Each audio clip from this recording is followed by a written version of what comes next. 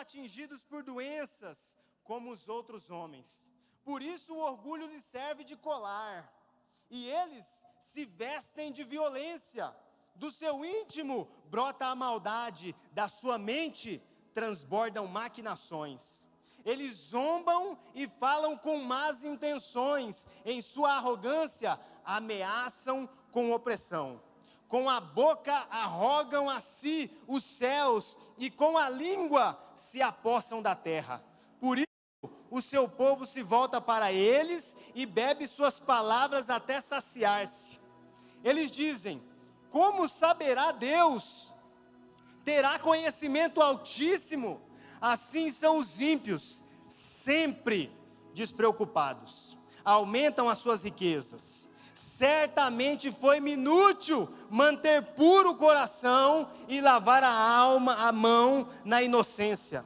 Pois o dia inteiro sou afligido e todas as manhãs sou castigado. Se eu tivesse dito, falarei com eles, teria traído os teus filhos. Quando tentei entender tudo isso, achei difícil para mim. Atenção aqui, irmãos. Até que entrei no santuário de Deus. E então compreendi o destino dos ímpios. Certamente os pões em terreno escorregadio e os fazes cair na ruína. Como são destruídos de repente, completamente tomados de pavor. São como um sonho que se vai quando acordamos. Quando te levantares, Senhor, tu os farás desaparecer. Quando o meu coração estava amargurado e no íntimo eu sentia inveja, agi como insensato e ignorante. Minha atitude para contigo era a de um animal irracional, diz o salmista. E no verso 23 ele diz: contudo, sempre estou contigo.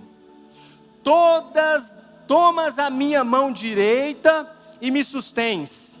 Tu me diriges com o teu conselho e depois me receberá com honras.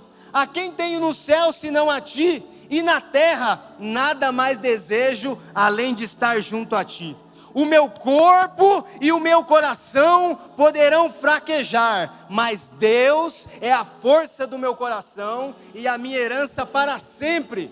Os que te abandonam sem dúvida perecerão. Tu destróis todos os infiéis, mas para mim bom é estar perto de Deus. Fiz do soberano Senhor o meu refúgio, proclamei todos os teus feitos. Irmãos, essas confusões que o salmista Asaf narra aqui, elas são pertencentes ao homem. Isso vai transitar no seu e no meu coração naturalmente. Contudo, aqueles que têm o privilégio, a oportunidade de estar diante do Senhor, ouvem o teu bom conselho pela ministração da tua palavra, e pela iluminação do entendimento dada pelo Espírito, compreendem a força, o poder, a autoridade, a grandeza e suficiência que há no Senhor nosso Deus. Então, mesmo que com o coração aflito, mesmo que ansioso ou desesperado, mesmo que depressivo ou sem saídas, você tem hoje a oportunidade de adorar ao nome de Jesus, e em meio aos louvores o Espírito de Deus ir ao encontro do seu coração, atendê-lo em sua necessidade, regenerá-lo enquanto indivíduo, e perceber você a alegria e o privilégio que tem de mais uma vez estar na casa do Senhor, para juntos adorarmos o nome de Jesus, com alegria, com ousadia, com intensidade de todo o coração. Vamos adorar o nome de Jesus. Graça e paz, povo de Deus. Amém. Estamos felizes de estar aqui nessa noite para juntos celebrarmos ao Rei dos Reis, que é digno de toda honra, de toda glória, de todo louvor, de toda adoração. Você pode dar um brado de júbilo, um brado de vitória ao Senhor. Você pode aplaudir, você pode glorificar, você pode abrir os seus lábios e dizer: Senhor, eu te amo, Deus.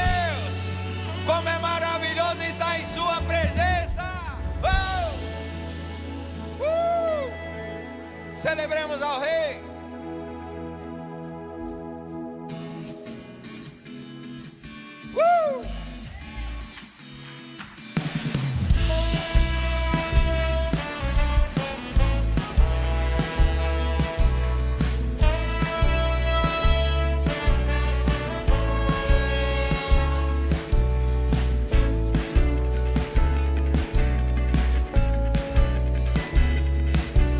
Aquele que está feliz, diga amém.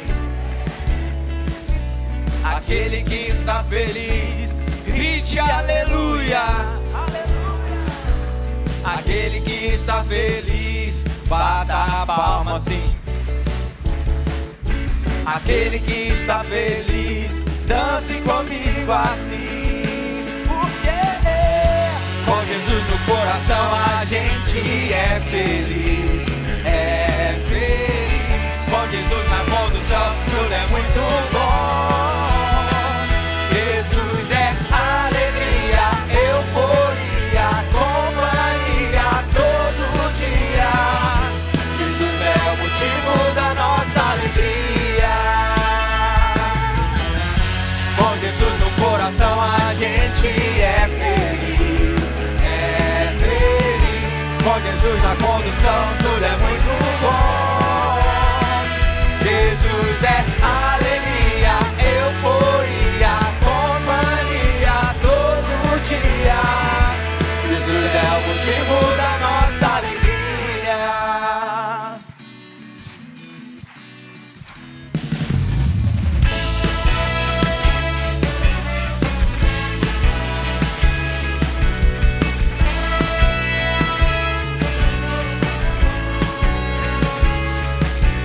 Aquele que está feliz, diga amém. Amém. Aquele que está feliz, grite aleluia. Aleluia. Aquele que está feliz, bata a palma assim. Aquele que está feliz, dance comigo assim. Com Jesus no coração a gente é feliz, é feliz. Com Jesus na condução tudo é muito bom. Jesus é alegria, euforia, companhia todo dia. Jesus é o motivo da nossa alegria. Com Jesus no coração a gente é feliz, é feliz. Com Jesus na condução tudo é muito bom. Jesus é alegria, euforia, companhia todo dia. Jesus é o motivo da nossa alegria. Ele é o motivo da nossa alegria. Jesus é o motivo da nossa alegria. Ele é o motivo da nossa alegria. Jesus é o motivo da nossa alegria.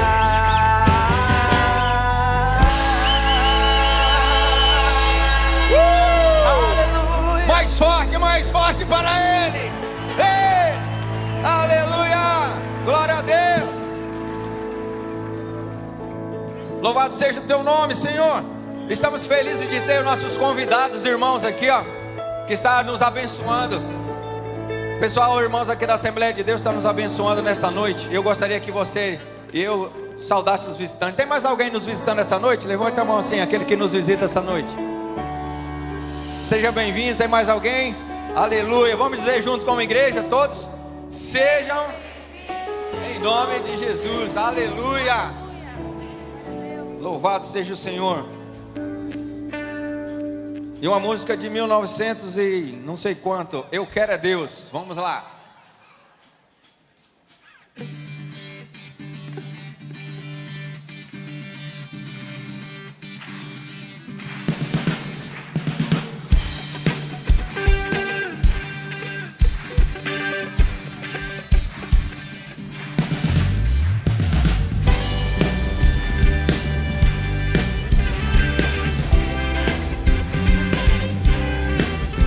Dá as palmas assim, ó.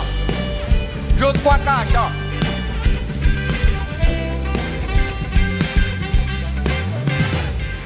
Eu quero é Deus.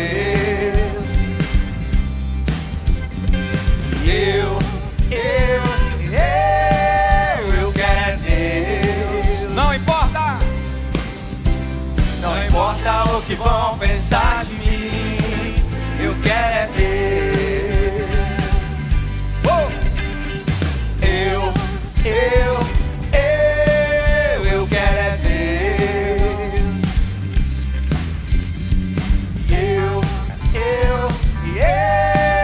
Eu quero é Deus. Não importa o que vão pensar de mim.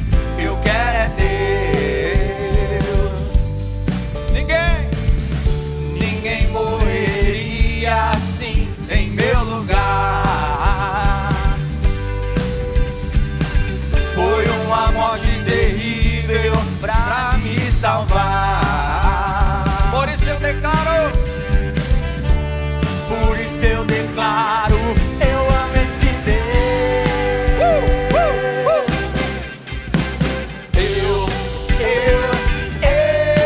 Eu quero é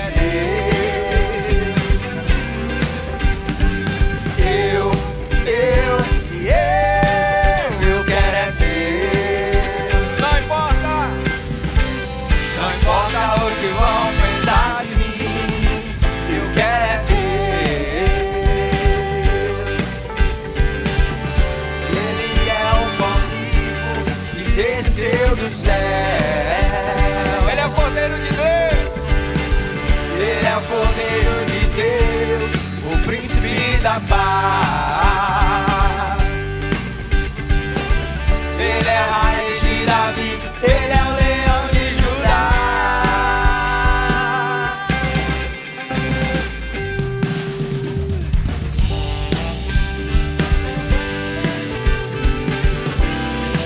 Celebra ao Senhor.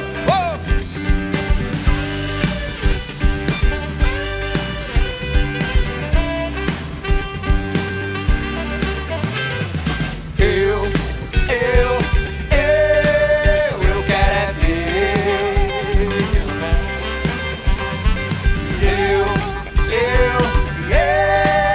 Eu quero é Deus. Não importa o que vão pensar de mim. Eu quero é Deus. Ele é o pão vivo que desceu do céu. Ele é o Cordeiro de Deus, o príncipe da paz. Ele é a raiz de Davi, ele é o leão de Judá.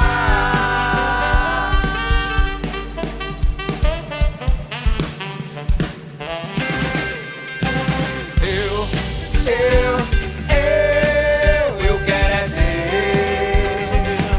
Eu quero é Deus. Eu quero é Deus. Não importa o que vão pensar de mim. Eu quero é Deus. E não importa o que vão pensar de mim. Toda a igreja, vamos cantar juntos. Eu quero é Deus.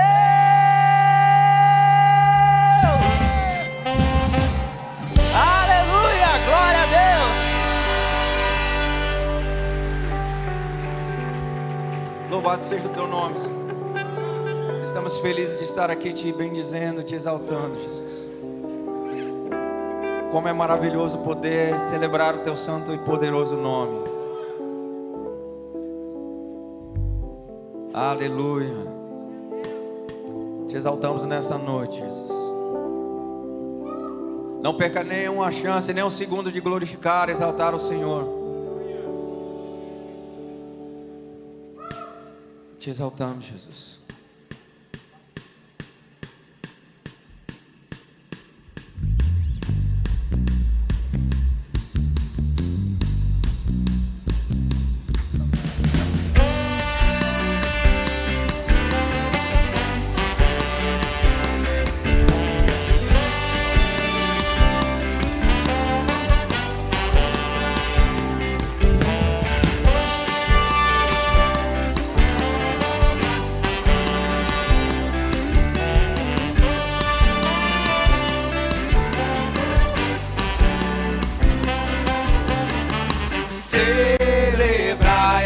Cristo celebrai.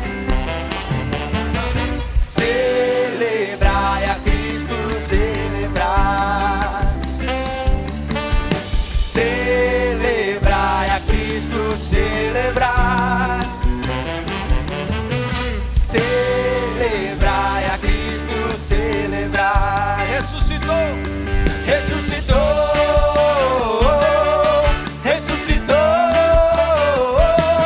Hoje vive para sempre. Ressuscitou, ressuscitou. Hoje vive para sempre. Nós vamos celebrar, vamos celebrar, oh, vamos celebrar. Ressuscitou o Senhor. Nós vamos celebrar, vamos celebrar, vamos celebrar. Ressuscitou o Senhor. exaltamos nessa noite, Senhor maravilhoso.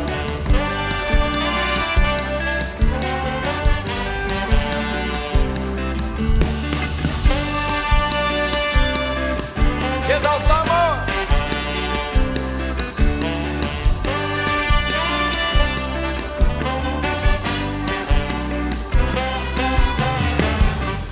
Celebrai a Cristo, celebrai.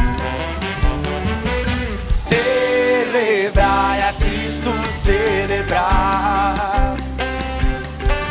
Celebrai a Cristo, celebrai. Celebrai a Cristo, celebrai. Ressuscitou,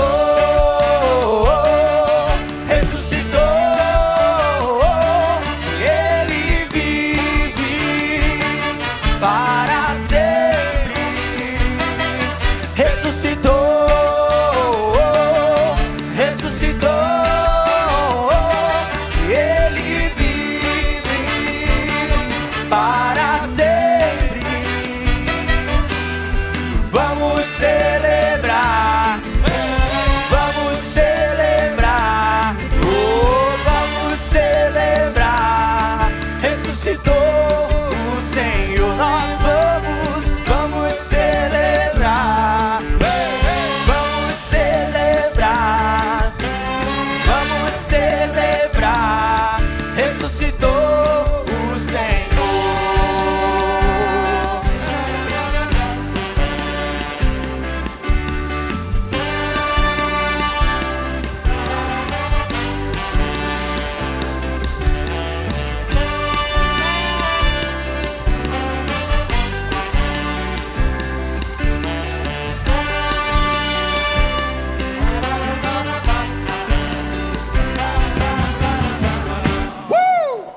glória a Deus.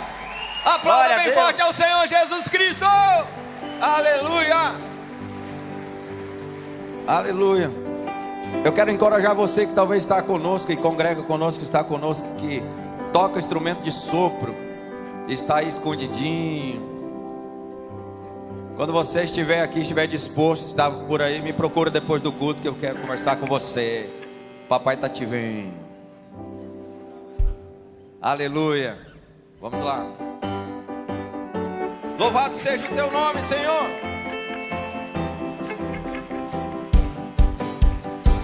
Nas palmas celebrando ao Senhor.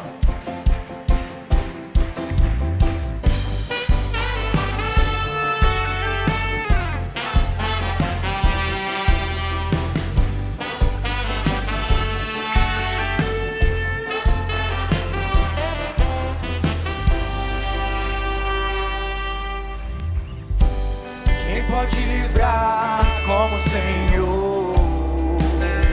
Ele é poderoso. Ele é poderoso pra me guardar. Quem pode livrar?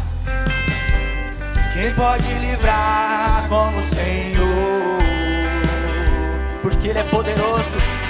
Ele é poderoso pra me guardar. meus inimigos, quando os meus inimigos se levantaram contra mim, mas o Senhor, amém? O Senhor estendeu sua mão para mim e me deu a vitória. O Senhor estendeu sua mão para mim e me deu a vitória. Te exaltamos, Senhor maravilhoso. Aleluia.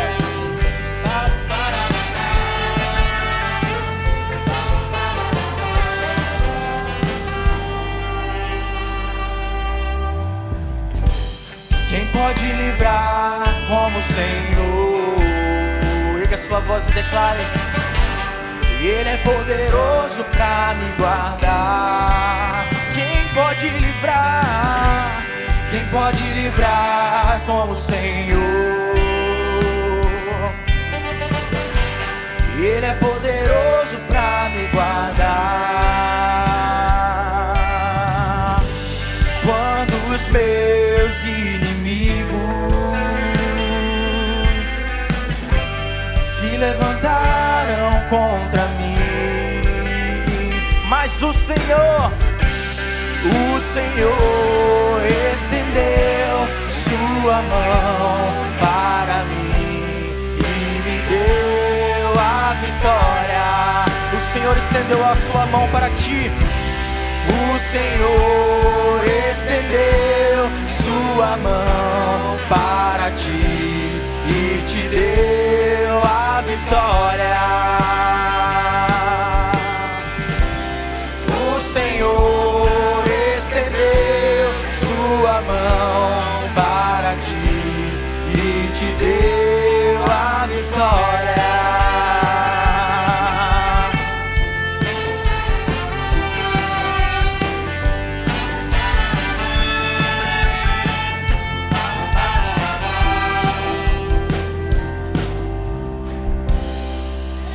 Glória a Deus. Glória a Deus. Aleluia. Aplauda, aplauda. Isso é para Jesus Cristo mais forte. Celebre ao Rei dos Reis, maravilhoso. Você poderia olhar para o irmão do seu lado e dizer para ele: ó, o Senhor estendeu sua mão para ti, te deu vitória, varão. Está entendendo o mistério? O Senhor estendeu sua mão para você e te deu vitória. Isso. Abençoe o irmão que está do seu lado aí. Dê uma palavra de fé aí sobre ele. Pedro Augusto, o poderoso estendeu a mão sobre ti e te deu vitória, mano.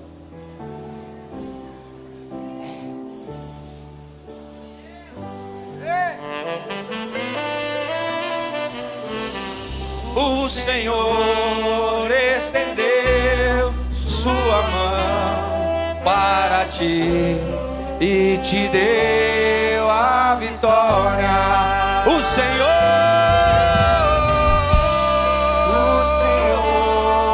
estendeu sua mão para ti e te deu a vitória. Isso, aplauda ele, tomando posse da sua vitória. Aleluia.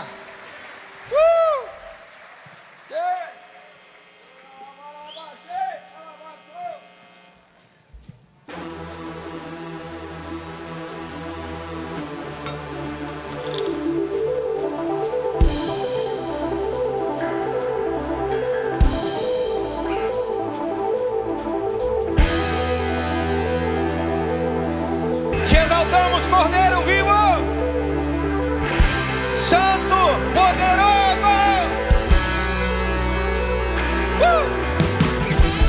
Ei. Nas palmas celebrando ao Senhor.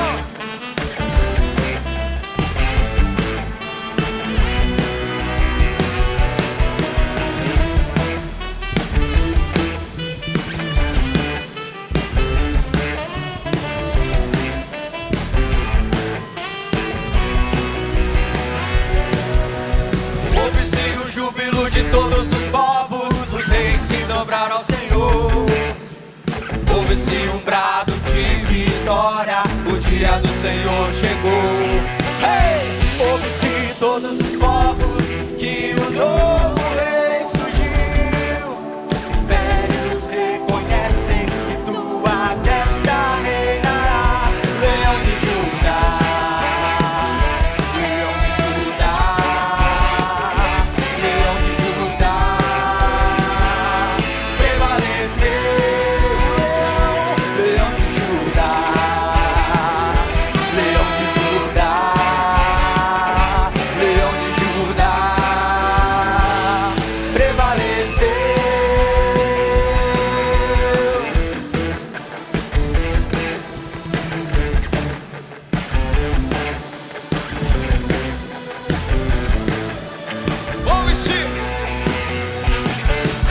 Ouve-se o júbilo de todos os povos, os reis se dobraram ao Senhor. Ouve-se um brado de vitória, o dia do Senhor chegou. Ouve-se todos os povos que o novo rei surgiu.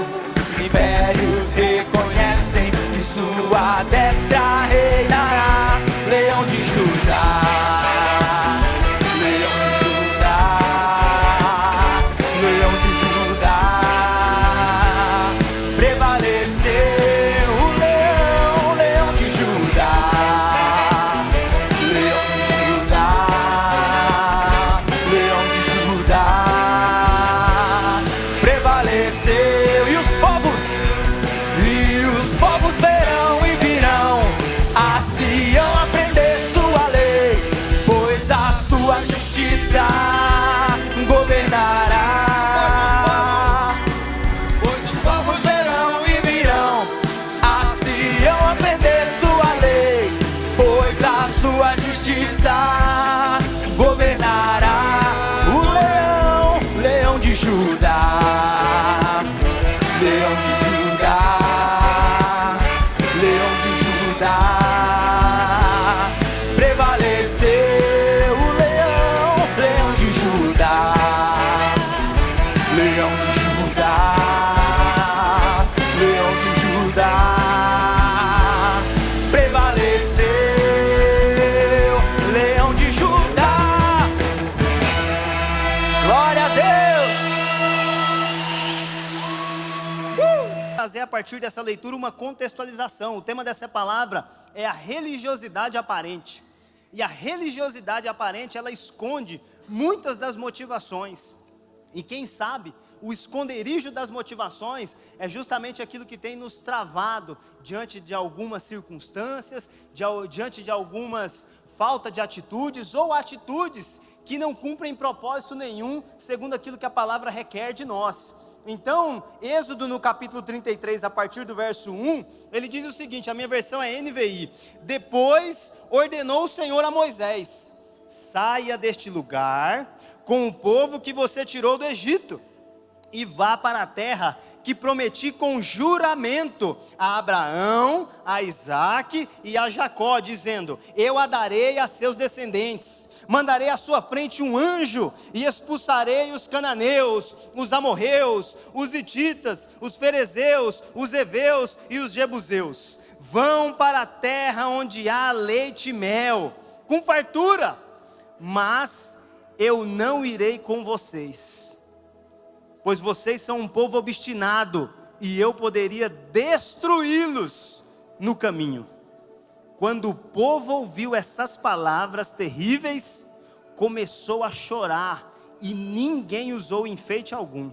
Isso porque o Senhor ordenara que Moisés dissesse aos israelitas: vocês são um povo obstinado, se eu fosse com vocês, ainda que por um momento, eu os destruiria.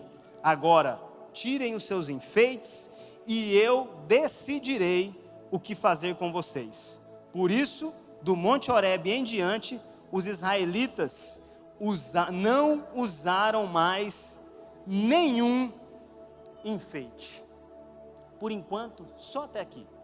Se nós lermos o capítulo anterior, nós temos uma história muito conhecida, que é o do exato momento onde o povo não vê Moisés descer do monte, ele se frustra com aquilo, se sente abandonado porque fora tirado do Egito, está no meio do deserto. Arão estava ali, o sacerdote eleito por Deus, irmão de Moisés, mas o Moisés, o líder instituído de Deus, diga-se de passagem, ele é um tipo de Cristo, ele é um tipo representativo daquilo que estava por vir em Cristo, é uma sombra de Cristo. Esse Moisés sumiu, e diante do sumiço de Moisés, havia um aparente silêncio de Deus, embora na sua relação com o líder, com Moisés, ele estava em constante movimento, em constantes feitos, em constantes falas, dando direcionamentos. Moisés, o que você vai fazer, como vai ser construída. E se você voltar no capítulo 32, vai ver que ali narra o exato momento onde Deus, depois de uma fala longa com Moisés no monte, ele entrega as tábuas, o único documento do planeta, da existência, escrita, feita pelo dedo de Deus, foi entregue a Moisés. Mas ele anuncia, olha, o povo que você tirou do Egito, está lá, ele já voltou para a idolatria.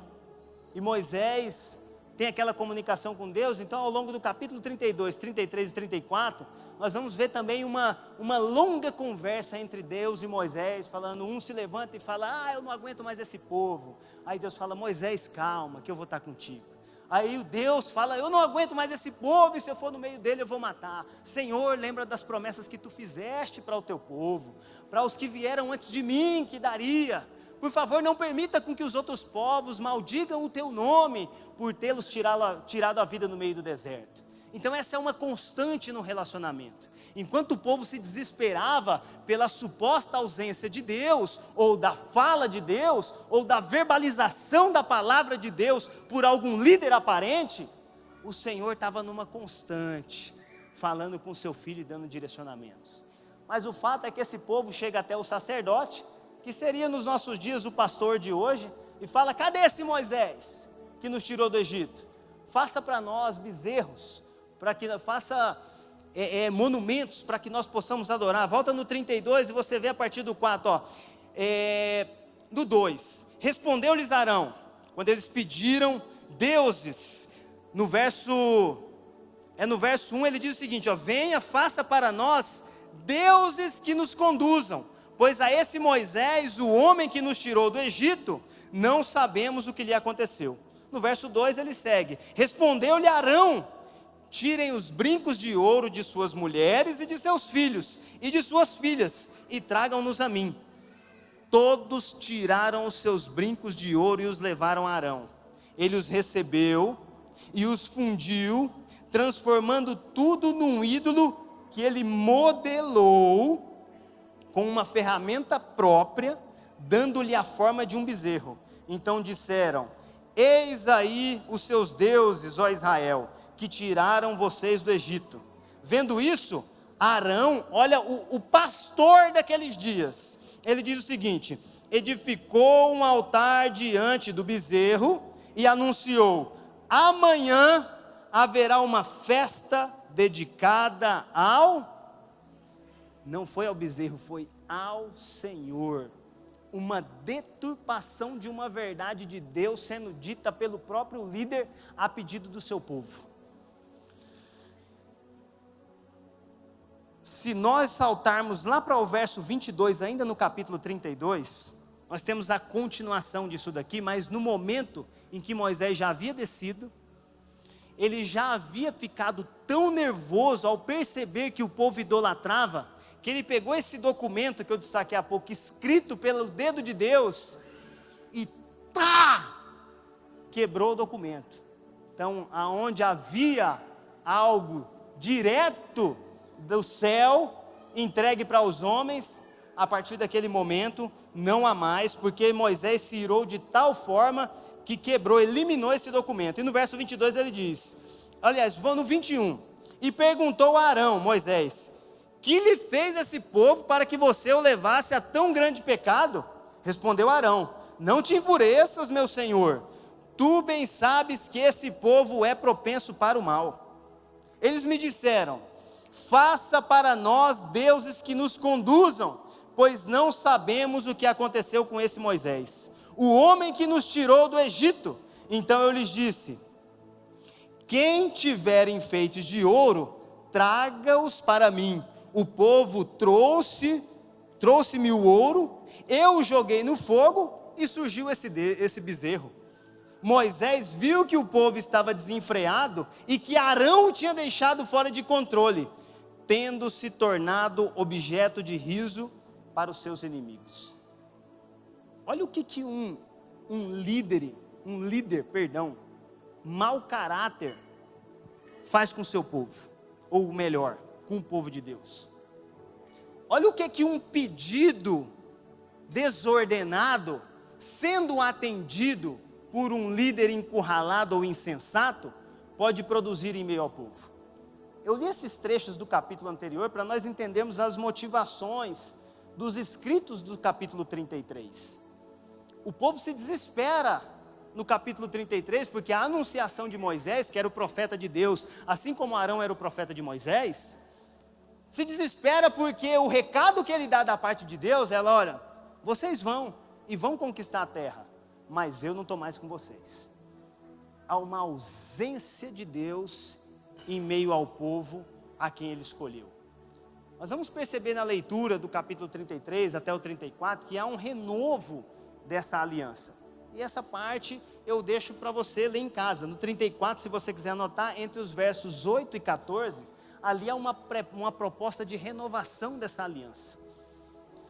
Mas o que eu quero destacar dessa leitura introdutória, irmãos, é que existe uma performance aparente, uma necessidade de cada indivíduo, naquilo que se diz respeito a uma fala independente do formato e da motivação da parte de Deus, segundo a exigência, o desespero, o anseio, a aflição, a angústia de um povo que não tem perspectiva de relacionamento com Deus.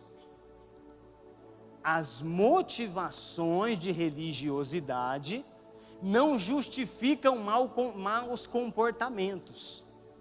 E uma proposta de religião vazia e destituída dos preceitos fundamentais, elas não dão garantias de que um culto pode estar sendo agradável ou subindo até as narinas de Deus. O fato é que essa não é uma realidade isolada do povo no deserto. Porque se nós observarmos Salomão, no ápice da sua glória, ele se corrompeu adorando deuses estranhos.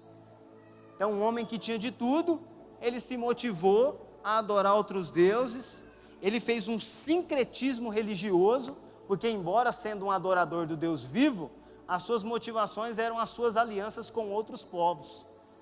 Da mesma forma como aconteceu com esse povo aqui, que ainda cheio de crendices e de aspectos das religiões pagãs egípcias, eles exigiam que Deus lhes atendessem conforme aquilo que eles idealizavam ou conforme aquilo que eles tinham como sendo a perspectiva de Deus ou aquilo que eles acreditavam que Deus era obrigado a fazer por eles. Posterior a Salomão, nós vemos a ruptura. Então nós temos o povo de Deus sendo dividido entre reino do norte e reino do sul, e não acontece algo diferente. O povo segue na sua idolatria, segue adorando deuses pagãos, segue servindo a todo tipo de altar, de Deus estranho, tudo na busca de saciar o seu ser, saciar a sua vontade, saciar o seu querer. Esse povo, ambos, tanto do reino do norte quanto do reino do sul, eles são levados para cativeiros. E posterior ao cativeiro babilônico, que são os únicos que sobrevivem, porque aqueles que foram levados para o cativeiro da Síria, esses todos foram mortos, eliminados, e aqueles que sobreviveram já tinham a sua linhagem sanguínea deturpada. Já tinha uma mistura de linhagens ali. Essa era uma característica do povo assírio, quando tomava os povos. Ele acabava com a cultura desse povo, ia casando eles com os seus povos, com outros povos que estavam escravizados, até que esse povo perdesse a identidade. Por essa razão, tem-se o povo do Reino do Norte como alguém que sumiu, porque embora ainda existam alguns sobreviventes, eles já tiveram a sua linhagem sanguínea toda misturada. Os do Reino do Sul foram levados para a Babilônia, e a Babilônia, por sua vez, seleciona os melhores de um povo e coloca eles para servi-los. Posterior a isso, há uma liberdade e um período chamado período interbíblico. Algumas Bíblias aí têm uma folha em branco entre o Antigo Testamento e o Novo Testamento. Isso significa um período entre 300 e 400 anos, chamado período interbíblico. É um período onde a voz profética havia silenciado.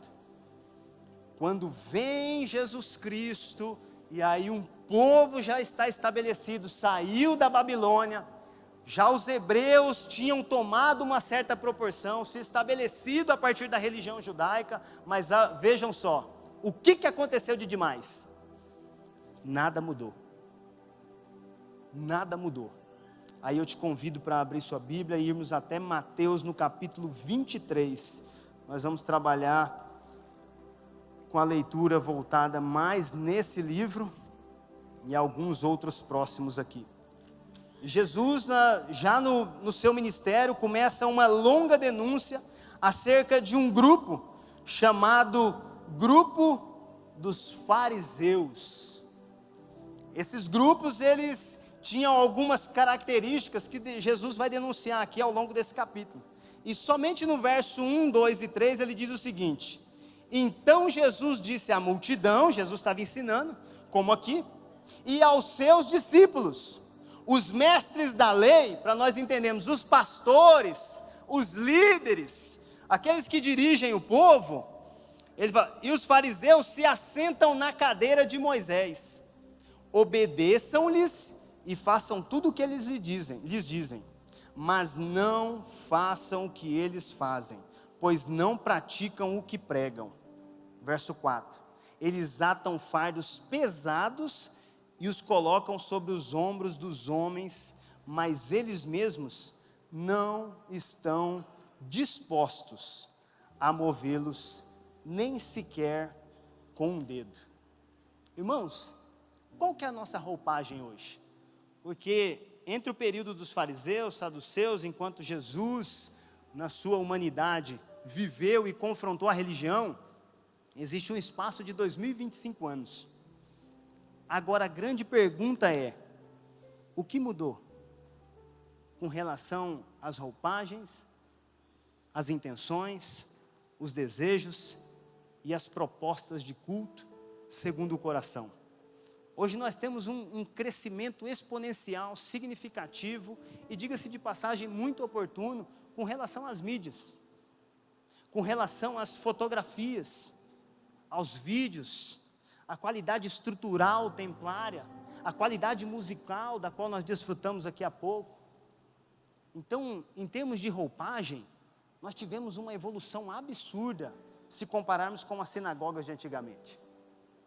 E o fato é que nós estamos muito melhor do que todos eles. As nossas roupagens são muito melhores, os nossos ambientes são muito melhores, a começar pela climatização, pelos bons assentos. Mas e as motivações?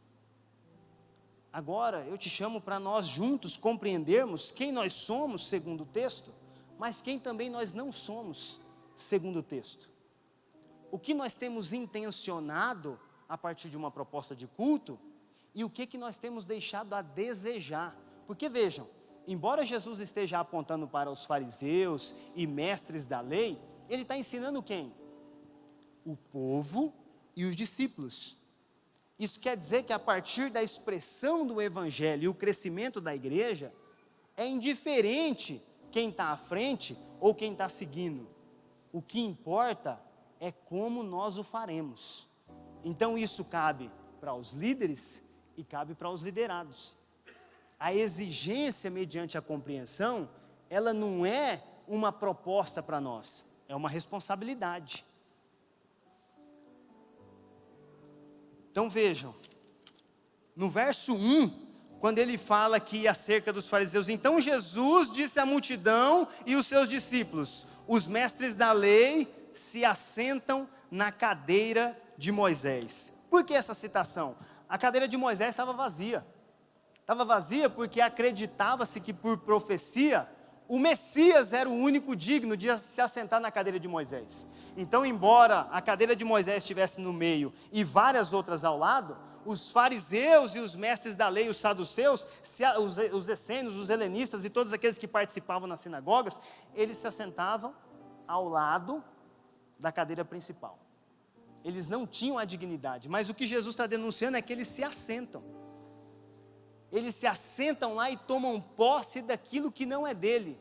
E quem está dizendo isso? O Cristo, que tem em si dignidade para sentar na cadeira que era separada para ele.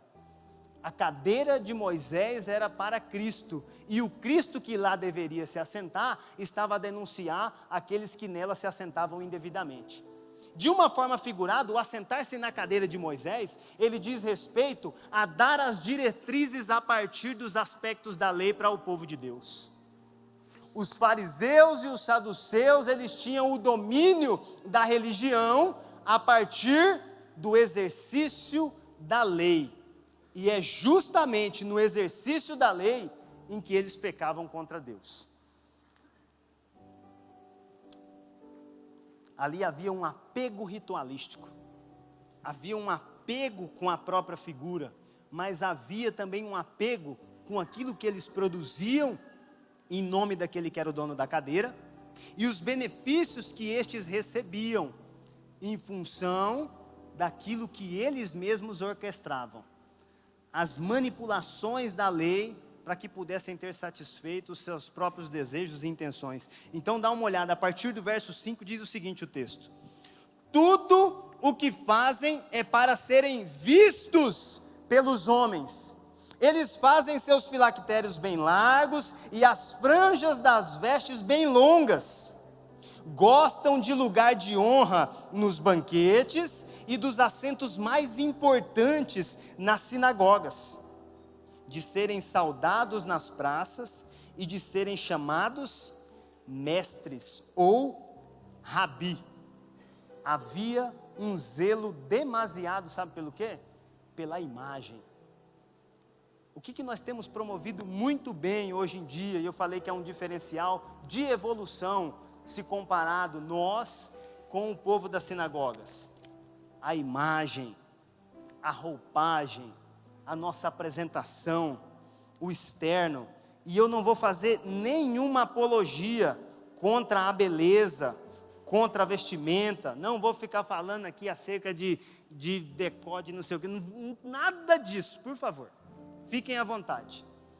Eu quero falar acerca de caráter, uma roupagem que define aquilo que nós somos, mediante o que nós intencionamos ser, mas a partir de qual pretexto? O nosso pretexto de religião, ele visa atender uma apresentação por meio de roupagem. E onde é que eu identifico isso no texto? Volta no verso 5. Tudo o que fazem é para serem vistos pelos homens. Tudo, ele é categórico em insistir. A forma como eles falam, a maneira como eles se apresentam. E nisso eu quero te convidar para nós irmos lá em 2 Timóteo, capítulo 3, dos versos 1 ao 5. 2 Timóteo, capítulo 3, dos versos 1 ao 5. Diz o seguinte, ó: saibam disto, nos últimos dias sobrevirão tempos terríveis. Os homens serão egoístas, avarentos, presunçosos, arrogantes, blasfemos, desobedientes aos pais, ingratos, ímpios, sem amor pela família, irreconciliáveis, caluniadores, sem domínio próprio, cruéis, inimigos do bem, traidores, precipitados, soberbos, mais amantes dos prazeres do que amigos de Deus. O indivíduo religioso, ele é vacinado contra o arrependimento. Aqui começam os perigos de um ser que professa a religião, mas sem o Espírito de Cristo. Aqui eu começo a desenhar algo relacionado às intenções, associado aos comportamentos. É que por vezes a nossa definição distante, a nossa definição rasa, ela tem um breve olhar panorâmico, para um indivíduo que fala alguma coisa, mas comete ali um deslize que é contrário àquilo que ele disse, e aí nós falamos, haha, peguei. O que Jesus está dizendo aqui é que esses religiosos, eles eram excelentes em esconder-se por trás da sua proposta de culto. A sua roupagem era coisa maravilhosa, e não só pelas suas longas vestimentas, mas pelas suas más intenções, escondidas por trás de comportamentos de religião. Veja, irmãos, nós temos falado constantemente acerca de viver a Bíblia e salvar gerações, de muitos trabalhos, de desenvolver muitas coisas, de envolver-se, de multiplicação de célula. E nós temos muitas pessoas atuantes e participantes e seguem legitimamente a Deus. E temos alguns que não se envolvem tanto. Mas o que nós estamos falando não é acerca de fazer ou de não fazer, mas é acerca da motivação que cada um tem para mover-se ou não. Porque o ambiente religioso, ele nos permite, de alguma forma ou de todas as formas, nos escondermos atrás de propostas de bons comportamentos. Então eu que sou o indivíduo que professa a religião, ou que vive segundo os aspectos da religião, eu tenho toda a condição de me esconder atrás disso, a partir de uma boa obra aparente, ou de uma religiosidade aparente. Vejam que motivações do ser estão escondidas por trás daqueles que se apresentam fazendo algo, mas o seu apego está na sua imagem. O que vão dizer de mim? O que dirão de mim? Muito bem, porque eu sou um modelo religioso. Mas qual que é a condição do nosso coração? Onde é que nós percebemos parte desse antagonismo sendo manifesto? E com isso eu não quero reprimir ninguém a vir à frente ou a ir à frente, aonde quer que vocês estejam, quando fizerem apelos de oração nesse sentido. Quem sabe nós faremos apelos nesse sentido ao final.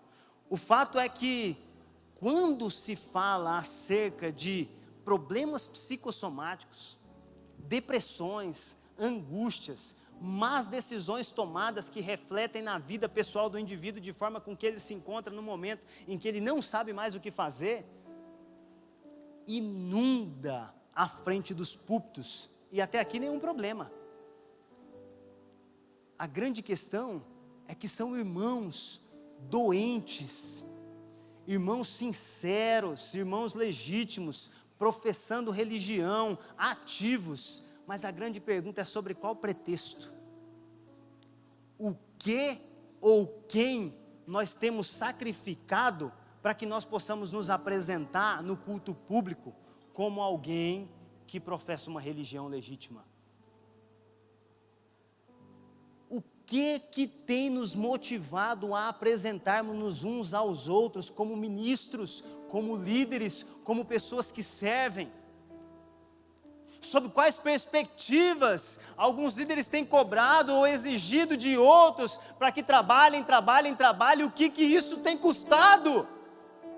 Qual que é o apego de uma pessoa adoecida, que está dando a sua vida e prejudicando a sua família, para apresentar-se como um religioso diante de uma comunidade, enquanto ele e os seus padecem? Qual que é o ganho? Qual que é o benefício, além das dores? Nós entendemos que por Cristo nós entregamos tudo, mas aquele que nos comissionou para essa obra nos dá toda a condição de avançar nela.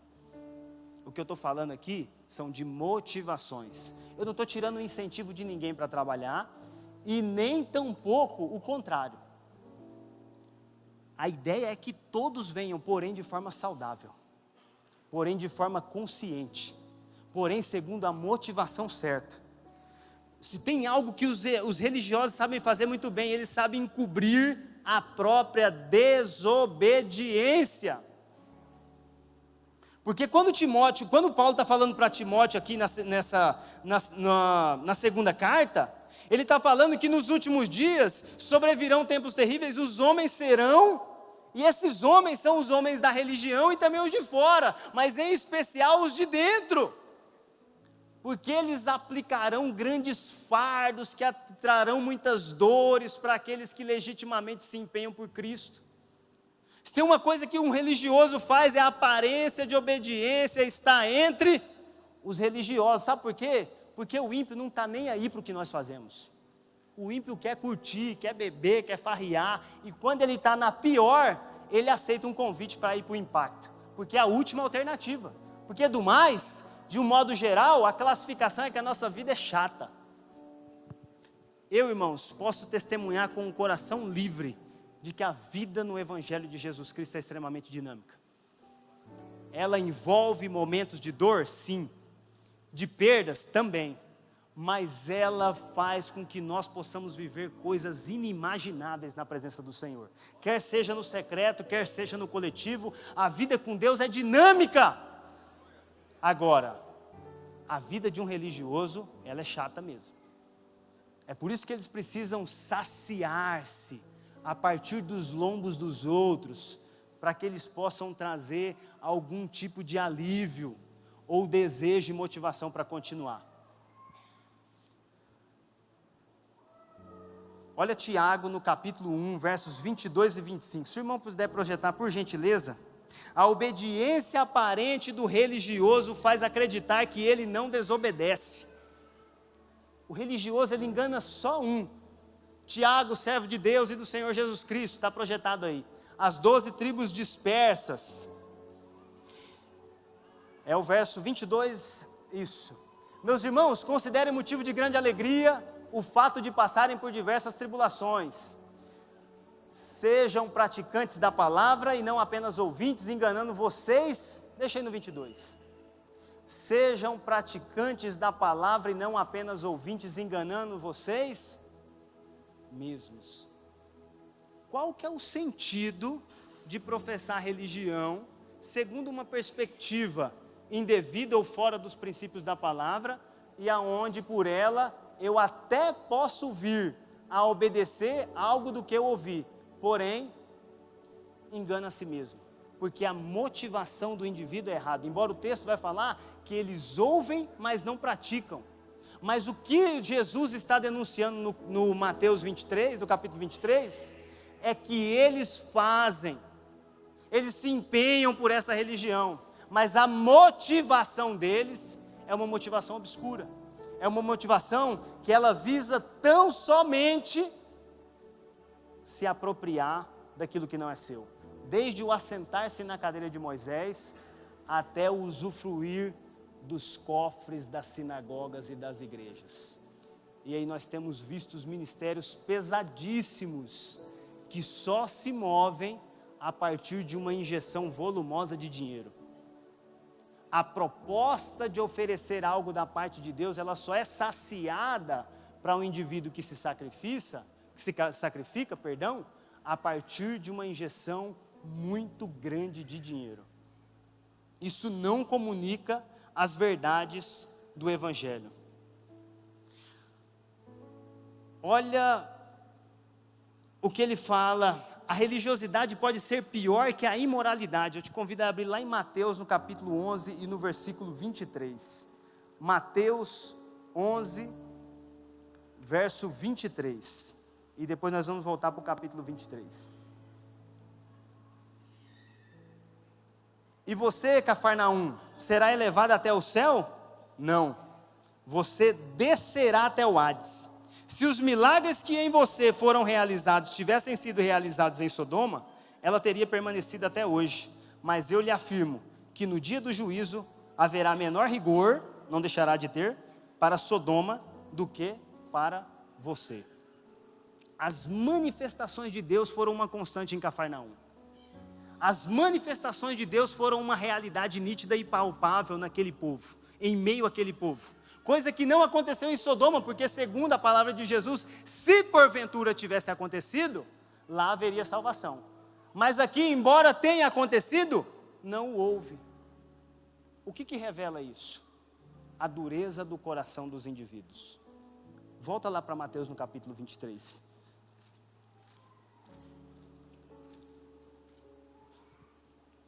No verso 8 ele diz o seguinte: mas vocês não devem ser chamados mestres, Um só é o mestre de vocês, e todos vocês são irmãos. A ninguém na terra chamem pai, porque vocês só têm um pai, aquele que está nos céus. Tampouco vocês devem ser chamados chefes, porquanto vocês têm um só chefe, o Cristo. O maior entre vocês deverá ser servo.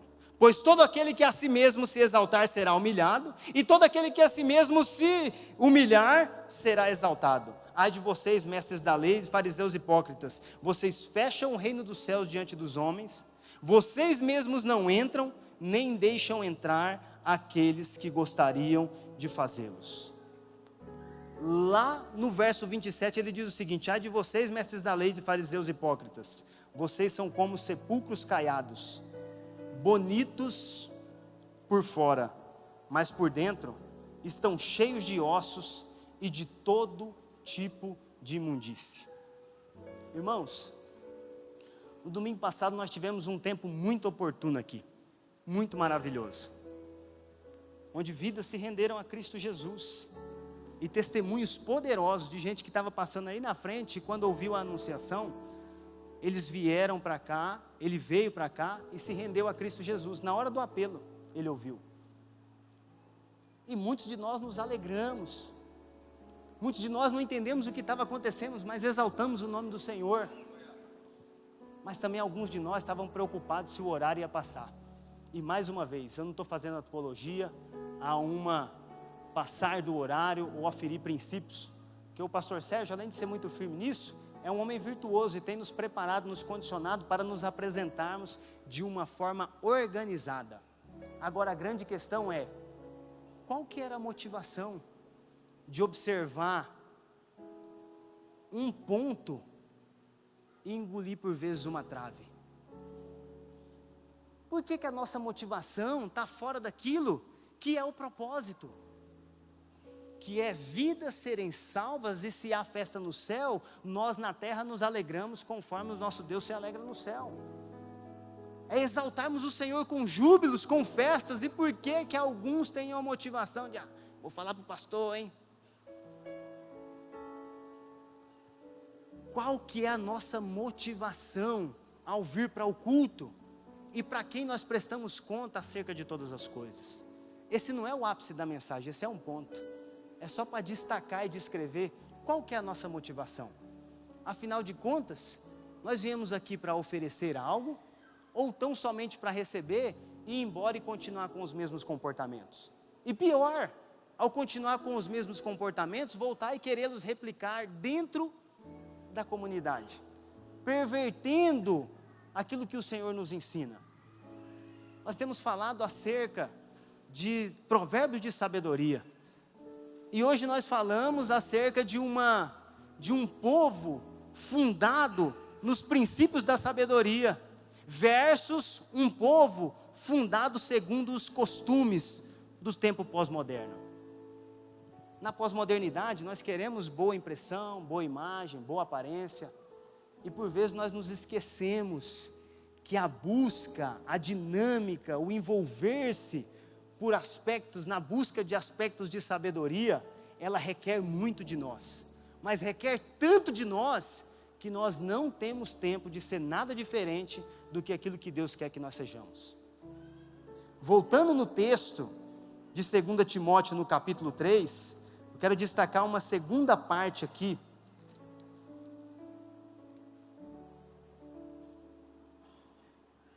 Segunda Timóteo no capítulo 3,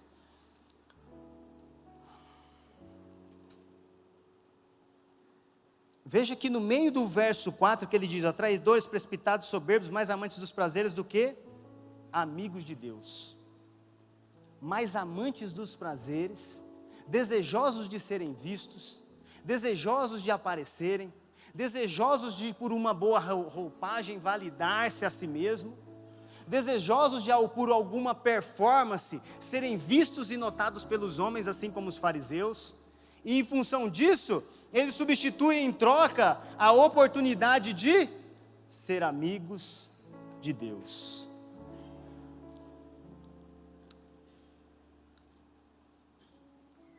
Amigos de Deus. segundo as motivações com as quais nós temos vindo ofertar algo para o Senhor. A característica que me define é de amigo de Deus? Imaginemos nós com uma consciência nua diante de um espelho. Quem você vê ao olhar para si? Se nós formos até João e levar em consideração essa fração do texto de Paulo a Timóteo, vamos em João no capítulo 15 e no verso 15. Olha o que o Senhor Jesus vai falar para os seus. Vamos começar a partir do 14. Vocês serão meus amigos, se fizerem o que eu lhes ordeno. Já não os chamo de servos, porque o servo não sabe o que o seu senhor faz. Em vez disso, eu os tenho chamado amigos, porque tudo o que ouvi de meu Pai, eu lhes tornei conhecido. Há um tesouro da parte de Deus sendo formado no coração de todo indivíduo que crê. Há um propósito da igreja em ser igreja e de respeitar todos os princípios doutrinários, e de fazer as suas construções e as suas arquiteturas, e de se mover de forma com que outros alcancem o evangelho que nós dizemos desfrutar. Agora, a grande problemática que pode estar a nos envolver é quando nós perdemos o senso de propósito. Nós perdemos a condição de nos relacionarmos com Deus. Nós caímos de uma condição de sermos chamados amigos de Deus e descemos o degrau para servos, e de servos, quem sabe nós temos descido o degrau para religiosos, segundo as placas da nossa igreja. Amigo de Deus, ele conhece o que o seu Senhor fala, porque tudo a ele é revelado. Amigo de Deus, ele tem o prazer de caminhar com o seu Senhor. O amigo de Deus, ele tem em si fluindo misericórdias. Amigo de Deus, ele entende o que o Senhor faz e por quem ele se move. Amigos de Deus são intencionais nas suas buscas. Amigos de Deus encontram no culto uma oportunidade de ofertar algo que seja agradável ao seu Senhor. Amigos de Deus serão aqueles que naquele dia serão bem-vindos de meu Pai, ao invés de apartai-vos de mim que não vos conheço. Amigos de Deus têm a alegria de quando chegar diante do seu Senhor e dizer: Senhor, ele silêncio, eu te vi naquele culto, e eu sei que sempre que você abrir a Bíblia, era para me buscar e me entender. O amigo de Deus, embora confuso e sem respostas, o seu Senhor o conhece, e quando ele fala: benditos do meu Pai, vinde a mim, porque naquela noite eu te vi, e quando eu te admoestei, você não se emborreceu, você se alegrou porque sabia que eu amava. Os amigos de Deus têm prazer em estar na tua presença, de se alegrar com os seus benefícios, mas também se submetem aos açoites, porque entende que o seu Senhor açoita o filho que ama. Se o Senhor tem trazido algo aparentemente amargo e difícil hoje, irmãos, é porque Ele ama cada um de vocês. E no dia em que nós nos encontrarmos com Ele, os amigos de Deus vão entender o propósito disso. E Ele vai dizer: naquele dia eu sei que você me ouviu. Naquele dia eu entendi que você estava doente e precisava de cura. E só a palavra é para nós uma cura. Então, irmãos, em nome de Jesus, o que eu te convido hoje é para que você não se preocupe mais com a sua aparência, com a sua roupagem ou com as suas conexões eclesiásticas. Que a sua motivação de servir o Senhor não seja nada mais, nada menos do que ser um amigo de Deus. Porque o Senhor tem querido revelar ao coração de cada um de vocês tudo aquilo que o Pai tem dito a Ele. Para evitar com que os meus irmãos pequem, eu vou terminar no horário, fiquem tranquilos. Mas até lá eu quero que vocês se atentem aqui. Só os amigos de Deus só aqueles que intencionam um relacionamento íntimo e profundo com eles. Mais do que chamar descrentes à salvação, e nós vamos chamar, eu quero convidar, irmãos, cada um de vocês que tem o desejo sincero de ser amigo de Deus, a se colocar diante do Senhor e a renovar sua aliança. Colocar num passo de fé diante do Senhor e falar: Senhor, eu quero ser o seu amigo, constantemente o seu amigo, e quero me alegrar com as suas coisas, porque quando o Senhor assumir o culto e a sua presença descer, eu não quero saber que hora vai terminar, eu quero me alegrar com o que o Senhor vai fazer. Eu quero me alegrar pela alma que vai se render, porque quem sabe naquele dia o Senhor atenderá o alvo da minha intercessão. Eu quero ser amigo de Deus, porque eu quero ter o renovo, mas eu também quero enxergar o que o meu Senhor tem dito. Eu quero ter os meus planos transformados, para que eles sejam como os planos do Senhor. Afinal de contas, eu só quero ser amigo de Deus. E à medida em que nós vamos sendo amigos de Deus, afinal o que eu quero pouco importa, porque o que há de valor em mim? Eu quero ser amigo de Deus, amigo de Deus e não um mero religioso.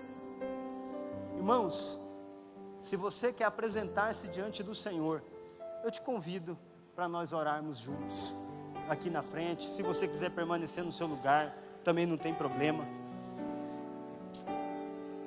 Glória a Jesus Cristo. Glória a Jesus Cristo, Senhor. Esses são seus filhos, esses são aqueles a quem o Senhor chamou de servos, mas aqui também estão os seus amigos.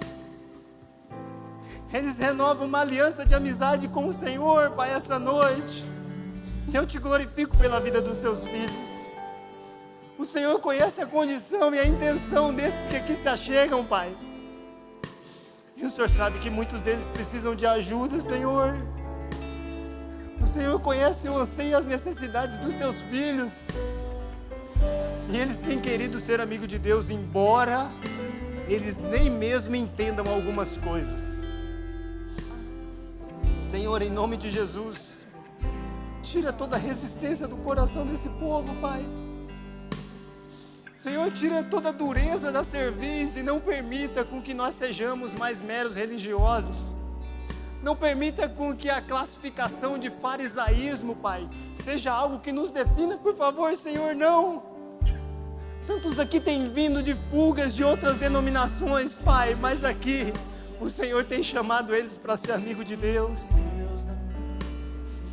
Senhor, não permita, Pai, com que as frustrações e as dores definam o curso da vida dos seus filhos. Mas, Senhor, abençoe-os em nome de Jesus, para que eles sejam renovados, para que eles sejam agraciados com as tuas virtudes, com os teus dons, mas sobretudo com a tua presença, porque um amigo de Deus, ele só tem alegria na presença. Senhor, nada faz sentido sem um amigo, e se o Senhor, que é nosso amigo, não estiver presente, não nos manda, não nos leva, apenas se o Senhor for conosco. Essa foi a oração de Moisés, Senhor, para sair com aquele povo inclinado à maldade. Senhor, se o nosso coração está inclinado, em nome de Jesus, converta os nossos corações hoje. Converta os nossos corações hoje à verdade do Evangelho de Jesus Cristo. Não nos permita mais sermos enganados por aquilo que nós queremos, intencionamos ou desejamos, mas nos abençoe, Pai, para que a Tua vontade nos defina, Senhor. Senhor, cursos políticos, cursos empresariais, cursos estudantis são revelados aos amigos de Deus, e o Senhor tem por amigo todos aqueles que o amam, Pai. E o Senhor dá destino a cada um deles nos seus afazeres. Só não nos deixa carregarmos os fardos das nossas malas, é o que eu te peço em nome de Jesus. Que nós não negociamos nada que tenhamos por nosso, mas que nós tenhamos a ousadia essa noite de entregar ao Senhor tudo aquilo que eu julgo ser meu, para que tudo aquilo que é propriamente seu esteja em nós, em nome de Jesus. Mateus 16, 24. Negue-se a si mesmo, tome a sua cruz e siga-me. Que essa seja a realidade do seu povo. Mas eu também convido todo aquele que não optou por Cristo, todo aquele que ainda segue segundo o curso próprio da sua vida, todo aquele que não tem reconhecido Jesus Cristo em fé. Se hoje você quer entregar-se a Jesus e ser amigo de Deus, você tem a oportunidade de se apresentar aqui agora, em nome de Jesus. Aonde quer que você esteja, levanta a sua mão, apresente-se, porque os amigos de Deus vão ministrar as vontades do Senhor para a sua vida. Se você deseja aceitar a Jesus Cristo agora, levanta a sua mão e vem aqui para frente em nome de Jesus. Em nome de Jesus. Se tiver alguém, vem aqui na frente em nome de Jesus. Se não tiver ninguém, eu quero orar mais uma vez por vocês e despedi-los para uma semana de paz, em nome de Jesus. Senhor, eis aqui os teus filhos, eis aqui os corações, os desejos e as intenções. Senhor, que a graça maravilhosa de Jesus Cristo, que as doces consolações do Espírito Santo de Deus estejam com o seu povo hoje e por todos os dias, até que o Senhor venha, em nome de Jesus. Amém, amém. Aplauda o nome de Jesus.